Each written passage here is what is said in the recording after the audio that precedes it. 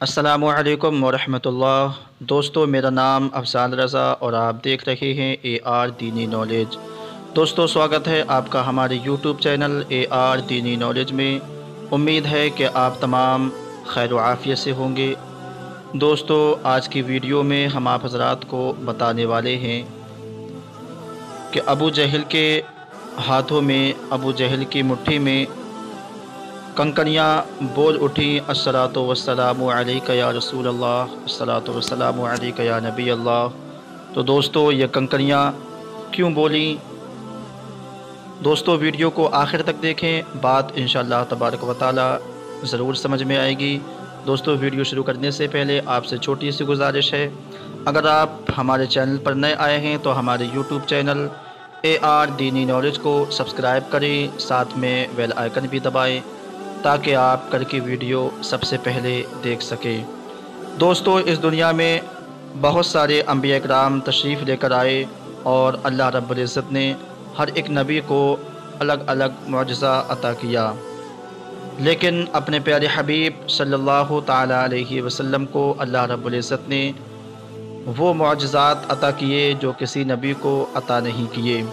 अल्लाह के रसूल सल्लल्लाहु ताला अलैहि वसल्लम को बहुत सारे मुअजिज़ात अता किए।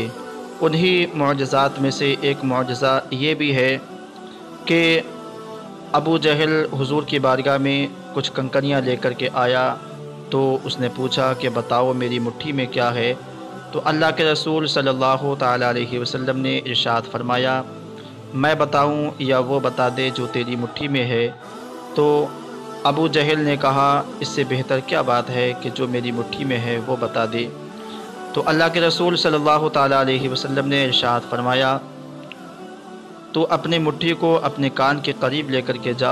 तो जब अबू जहल अपनी मुट्ठी को कान के करीब लेकर के गया तो उसमें से आवाज़ें आ रही थीं, अस्सलातु वस्सलामु अलैका या रसूल अल्लाह। अबू जहल ये देख कर दंग रह गया। लेकिन दोस्तों, सवाल ये है कि आखिरकार अबू जहल की मुट्ठी में कंकड़ियाँ क्यों बोलीं?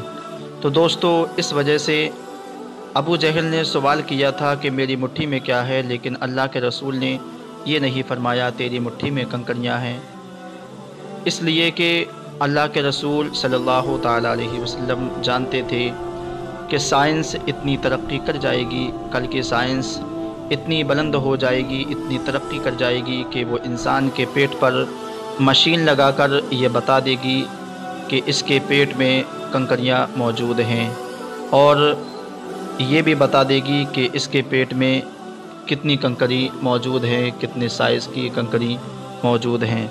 लेकिन दोस्तों, दुनिया का कोई भी साइंसदा हो, कोई भी साइंस हो, लेकिन वो किसी पत्थरी से ये नहीं कहलवा सकता कि तू कौन है, और वो उससे उसका नाम नहीं बुलवा सकता। तो दोस्तों, ये अल्लाह के रसूल सल्लल्लाहु ताला अलैहि वसल्लम का मौजज़ा है कि अल्लाह के रसूल जानते थे कि कल की साइंस इतनी तरक्की कर जाएगी और वो इंसान के पेट पर मशीन लगाकर ये बता देगी कि इसके पेट में कंकड़ी हैं।